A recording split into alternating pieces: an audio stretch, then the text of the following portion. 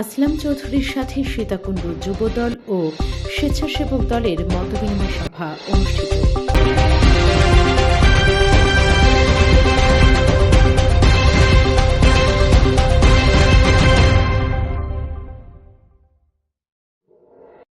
চট্টগ্রাম ৪ সীতাকুণ্ড ও আকবর শাহ পাহাড়তলী আসনে বিএনপি মনোনীত প্রার্থী মোহাম্মদ আসলাম চৌধুরীর সাথে মতবিনিময় করেছে সীতাকুণ্ড উপজেলা যুবদল ও স্বেচ্ছাসেবক দল। রোববার ২৮শে ডিসেম্বর ফৌজদারহাট এলাকায় নিজ বাসভবনে এই মতবিনিময় সভা অনুষ্ঠিত হয়।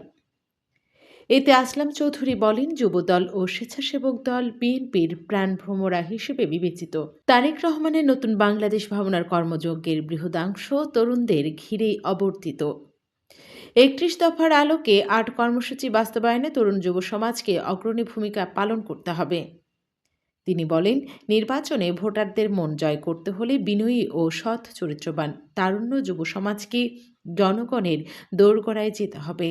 সেজন্য যুবদল ও স্বেচ্ছাসেবক দলকে ইমেজ বিল্ড আপ করতে হবে। এই সময় এতে উপস্থিত ছিলেন বিএনপি নেতা ডাক্তার কমল কদর, জহুরুল আলম জহুর, মোহাম্মদ মোরসালিন, আওরঙ্গজেব মোস্তফা, ইসলাম হোসেন, জাহিদুল হাসান, সুলাইমান রাজ, আলাউদ্দিন মনি, হেলাল উদ্দিন বাবর, আসলাম উদ্দিন, যুবদলের ফজলুল করিম চৌধুরী, খোরশেদ আলম মেম্বার, শাহাবুদ্দিন রাজু, রোকন উদ্দিন মেম্বার, হেলাল উদ্দিন, মিজানুর রহমান রাজু, লোকমান হাকিম রকি, লিয়াকত চৌধুরী, মোহাম্মদ ইব্রাহিম, মঞ্জুর সহ প্রমুখ। ত্রয়োদশ সংসদ নির্বাচন ধানের শীষ প্রতীক নিয়ে আসলাম চৌধুরী করবে।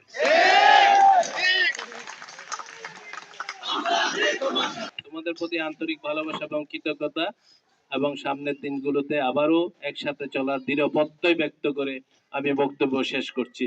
বাংলাদেশ জিন্দাবাদ।